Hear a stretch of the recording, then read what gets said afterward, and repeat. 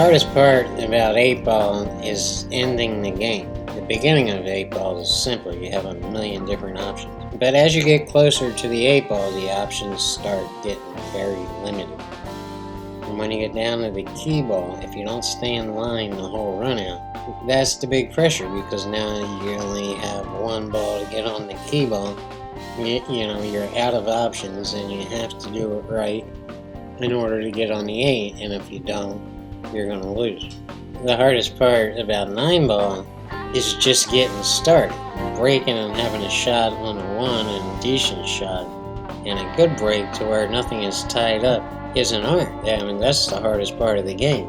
But as you begin to run out, the game gets easier at the end. So the end of 8 ball is the most difficult thing, and the end of 9 ball is the easiest thing. And then when you start talking about getting the game started and start it right, it's the opposite.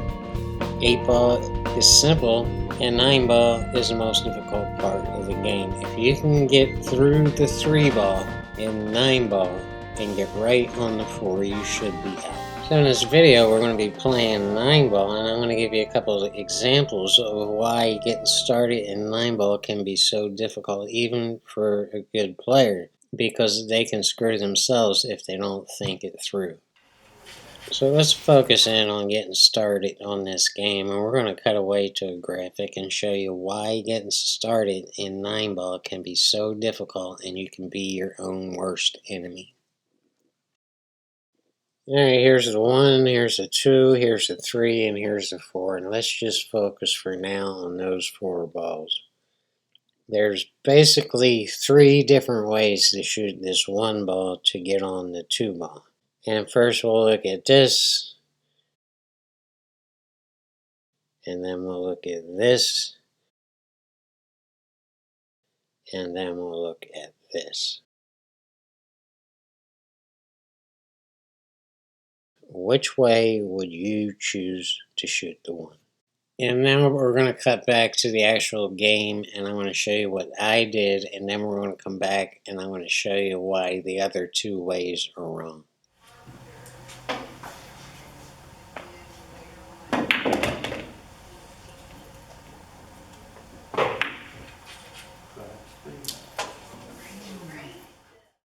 The name of the game is in keeping it simple, and in order to do that, you have to see the key shots in any run out.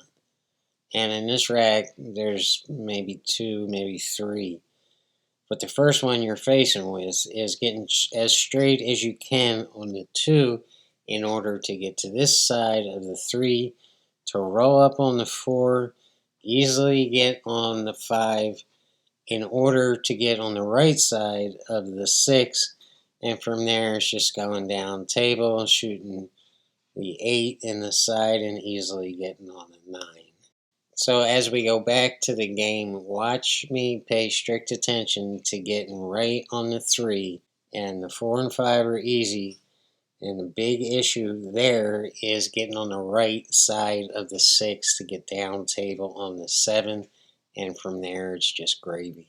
So again, it's about keeping it simple, and if we choose option A, we're going to be too high on the 2 ball, and we're not going to be able to kill the cue ball to get back of that 3 ball. The only option we're going to have is go back and forth across the table, and now you're just working way too hard and risking way too much. And it's the same with option B. You're choosing center table strategy again, and you're going to be too high on the 2 ball to get right on the 3. Again, you're going to have to go back and forth across the table. So right from the start, as we shoot the 1, I want to get as straight as I can on the 2, so I can kill the cue ball behind the 3 ball.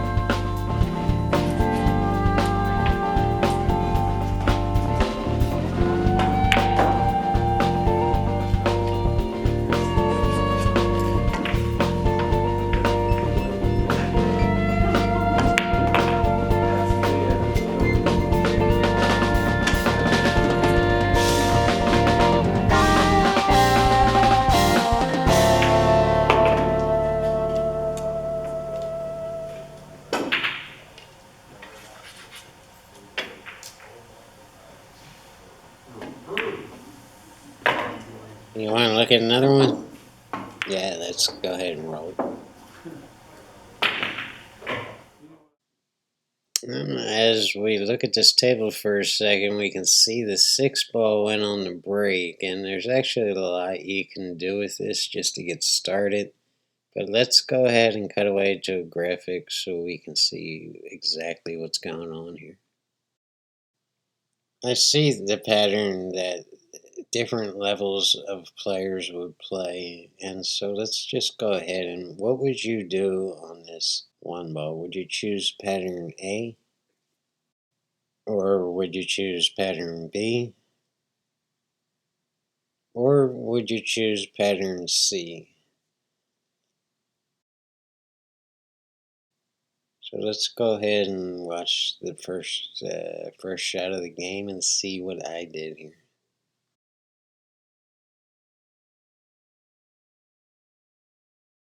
All three ways have their problems, and with all three, you're risking getting behind that 8 ball. But let's go back and see why I chose pattern B.